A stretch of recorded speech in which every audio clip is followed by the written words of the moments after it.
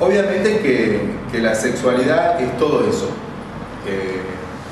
pero es todo eso y es mucho más. La sexualidad está ligado íntimamente a la identidad, es una parte de la identidad.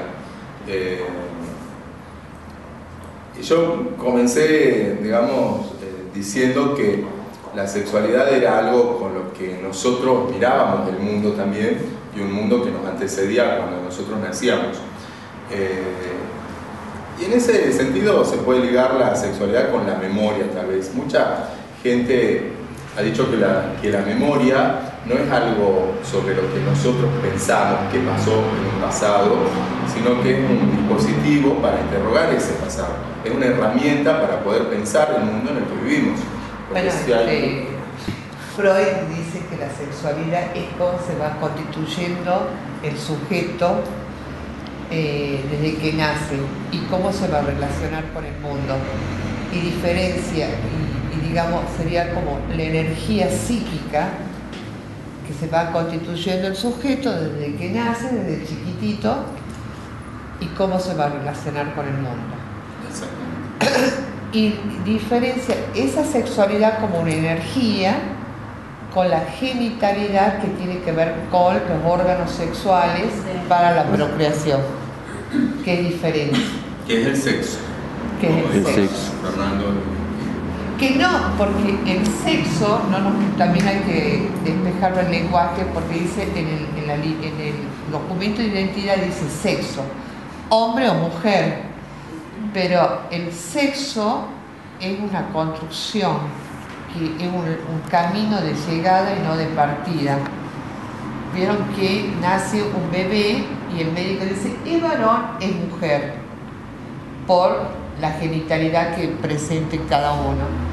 Pero si es una forma que nos constituimos como sujeto y la relación con el mundo es un camino de llegada, no de partida.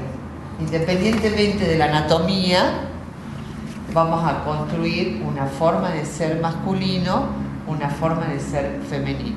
Lo importante es no confundir la sexualidad con la genitalidad, porque si la sexualidad es solamente genitalidad, entonces estamos en un problema político.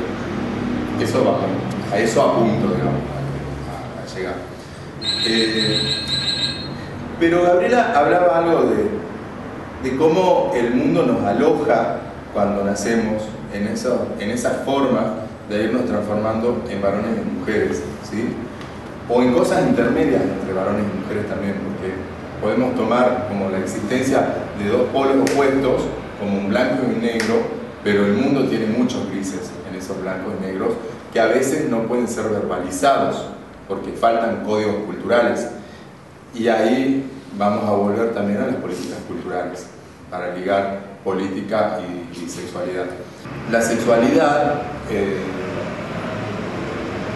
se va convirtiendo también en un dispositivo con el que nosotros empezamos a filtrar el mundo, empezamos a verlo al mundo, a medirlo, y en ese quehacer nos vamos transformando en seres humanos. Empezamos a tener una identidad anclada a una corporalidad también, ¿sí?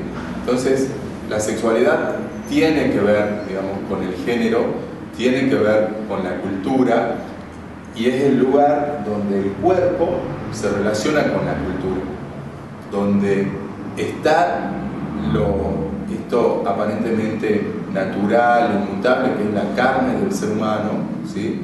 Pero donde está en diálogo también con el deseo, con la cultura, con los símbolos, terreno por excelencia, donde el ser humano, digamos, empieza a construir el mundo en donde vive. Digamos, los antropólogos, los psicólogos, los psicoanalistas también hacen una diferencia entre cuando el ser humano está en procesos muy tangibles o en procesos muy abstractos. Cuando digo muy tangibles, digo muy simples, o en procesos complejos que tienen que ver con la simbolización, ¿sí? Si los seres humanos hemos sido capaces de crear culturas tan complejas es porque tenemos una habilidad para transformar lo aparentemente simple en cosas muy, muy complejas y que el lenguaje, que una vez elaborado, es el lenguaje, ¿no? Que una vez elaborado ya no nos hace falta detenernos a pensar qué es una herramienta que está ahí a disposición. Bueno, la sexualidad también tiene que ver con esto y es el lugar donde se empieza a construir el lenguaje y la cultura. Por eso es lo más primordial y primitivo que tiene un ser humano. Pero lo primero que un ser humano simboliza para crear la cultura, el lenguaje y vivir con otros seres humanos es la manera de verse a sí mismo. Si tiene vagina, si tiene pito, si no lo tiene, si lo tiene más, ¿no? Bueno, todo. Es como ese lugar por donde el ser humano empieza a conectarse con otros seres humanos. De hecho, esto tiene una importancia fundamental para la política y para el poder. Y aquí hay que introducir otra palabra mágica, que es la verdad. Porque el poder funciona en base a verdad. Imaginemos que el poder es una máquina y la verdad es el combustible que alimenta esa máquina.